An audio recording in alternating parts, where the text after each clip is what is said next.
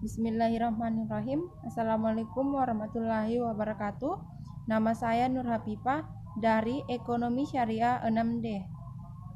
Baiklah, kali ini kita akan membahas tentang kurs atau nilai tukar yang pada saat ini kita gunakan sebagai alat tukar, yaitu uang kertal atau uang kertas. Pada abad ke-14, masyarakat melakukan transaksi dengan menggunakan dirham dan dinar dan menjadi alat tukar yang stabil.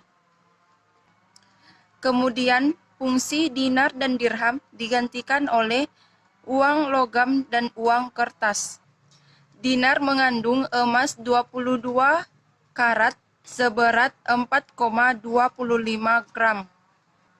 Sementara dirham adalah perak murni seberat 2,975 gram. Jika dihubungkan dengan bahan makanan pokok, keduanya sangat stabil, bahkan tidak mengalami inflasi. Keduanya sangat stabil, bahkan tidak terjadi inflasi. Saat Indonesia akan merdeka, elit global memberikan syarat agar Indonesia membuat bank sentral dan menggunakan uang kertas. Uang kertas di Indonesia sendiri itu muncul bersamaan dengan konsep negara nasional, ditambah hutang warisan Hindia Belanda yang harus ditanggung.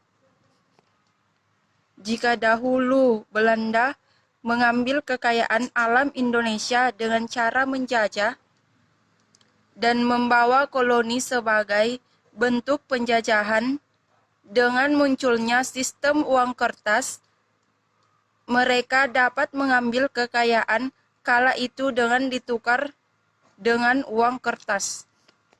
Saat ini, apabila seseorang memiliki uang 100.000, maka ayam tersebut memiliki nilai, sementara uang yang digunakan untuk membeli 2 ekor ayam tersebut sesungguhnya tidak bernilai apa-apa. Jika saya membagi uang ini menjadi 2 potong, maka uang ini tidak memiliki nilai apa-apa lagi. Kemudian tidak bisa digunakan untuk membeli masing-masing seekor ayam.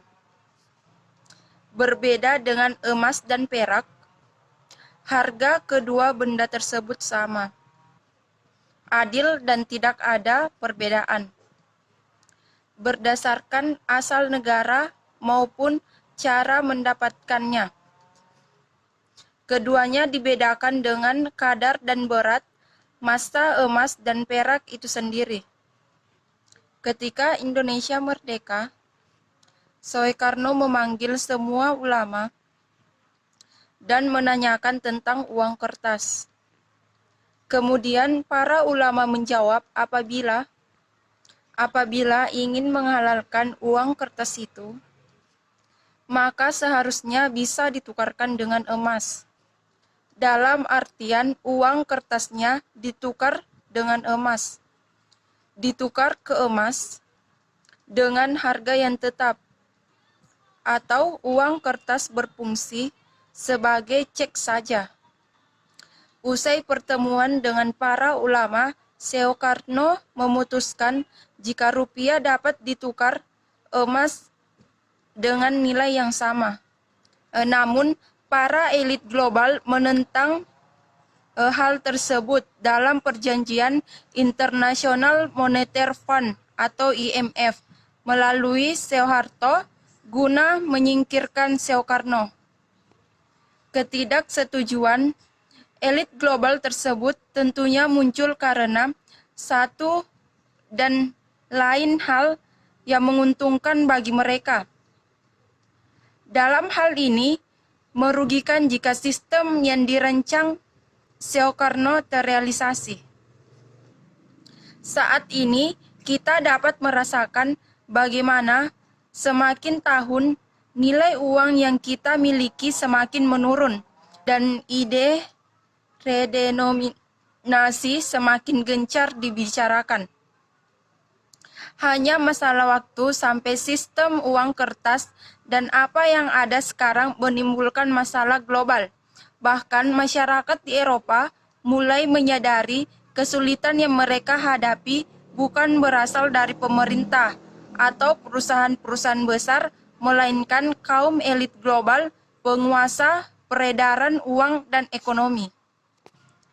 Dalam Islam, sistem uang yang seperti ini tidaklah dibenarkan karena tidak terdapat keadilan di dalamnya, karena agama Islam melarang sesuatu yang dapat merugikan orang lain. Agama hanya membenarkan penggunaan uang emas dan perak karena emas dan perak merupakan sesuatu yang berharga dan nilai tukarnya yang selalu stabil dari masa ke masa. Hal ini tidak seperti dengan uang kertas yang terbuat dari kertas biasa dan nilai tukarnya dapat jatuh sewaktu-waktu. Lalu, apakah yang harus kita lakukan? Apakah